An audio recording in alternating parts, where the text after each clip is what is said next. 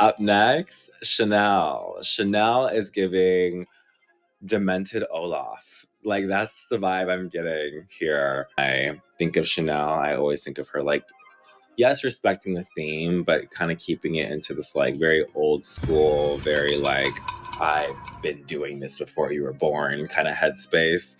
But like, this is like unique. This is cool. This is funky for her. Like, I would not wear this look because I don't want to necessarily look like a demented snowman. There's one thing I know about the importance of drag is being drenched and covered in oil. You're welcome. Up next, Roxxxy Andrews, and she is like barely wearing anything except for just strands and strands and strands, strands and strands and strands, strands and strands and strands, pearls on the body, on the wig. I normally hate these like tinsely chain type of wigs, but I really love it on Roxxxy here, and I think it's because she has like the bulk and the volume with like the crystals up top, and it's like giving a nice little like dimensional look instead of doing it all in tinsel or chain, or if she just did pearls, it adds a nice like, ooh, what is that? It makes it look a little bit more intentional, a little bit more custom. And Roxy's face is just like blasted and encapsulated by all this like white around it. And I think this is one of my favorite faces she's done this season. I'm not like, I am a pleaser girl. I started as a pleaser girl, and I know the importance of pleasers, and I love the classic look of pleasers, but not for every single look. And up next, Nina West. And Nina West is serving a Elizabethan take on pearls. God, I don't know. I feel like Nina West's core style is up in the air. And this season kind of just like proves that, because I mean, she started the first week with like that like kind of like Balenciaga type of like ostrich feather reveal type look, which is so polar opposite from Dude Ladybug to what we're looking at right now. The bottom's a little like, all right, wrap the sheet around and call it a day. And the hair is a cool hair, but the hair positioning is like, it's like here. Like, I hate when these like really styled small wigs, you have to like have them like propped straight up, which is really hard to do unless this wig is like customly made for you, because when you have these like tight wig chapel wigs put on like a not tight shaped head, it can like fit in the wrong space. And I feel like her wig is just like going forward, and that gives me like hat. It doesn't give me hair.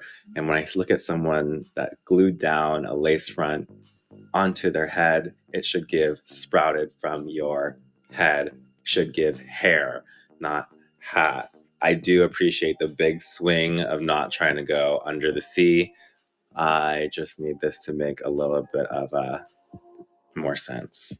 Up next, Chanel. Chanel is in a Evangelista rooted 27 moment that is spray to the gods, is not moving. That's the head. Now let's work down to the toe. You can tell that the base of this costume is like stretch and has this like metallic, too tan for her skin nude illusion with like, I think there's like rhinestones on top of the nude illusion, which like a visceral reaction when I see that.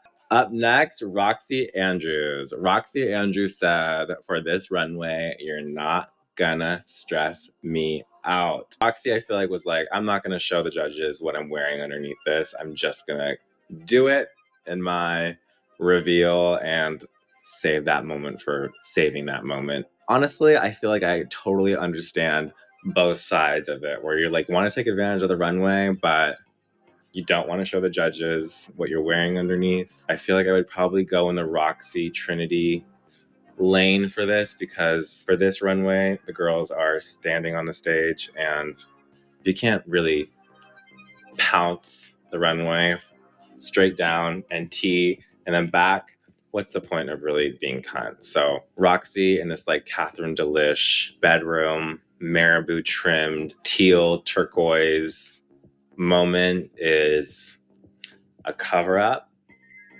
for a lip sync. I feel like this is a classic Roxxxy, like slingshot, like V-neck down to as far as she can go, and panty with like a hip detail caressing the butt. I feel like this is something that Roxxxy has gravitated to in the later years. And watching her put these like opera length gloves on is such a gag because gangster, hardcore, couldn't be me.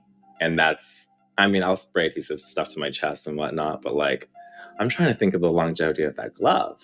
You know what I mean? Up next, Nina West. The Nina West is definitely serving like animated, definitely serving for children, could be hired for like a birthday party type tea. If Nina West wasn't doing the Lollapalooza right now, I'm trying to think like what song would come to mind for this look. I'm just getting like ribbit, ribbit, ribbit, ribbit, ribbit. I don't know what about this look screams like pond, frog, adjacent. Maybe that is the ribbit that's coming to mind, is the glamour toad, ginger minge type of aesthetic. That aesthetic to me is a question mark. And I'm woman enough to say, I don't understand it.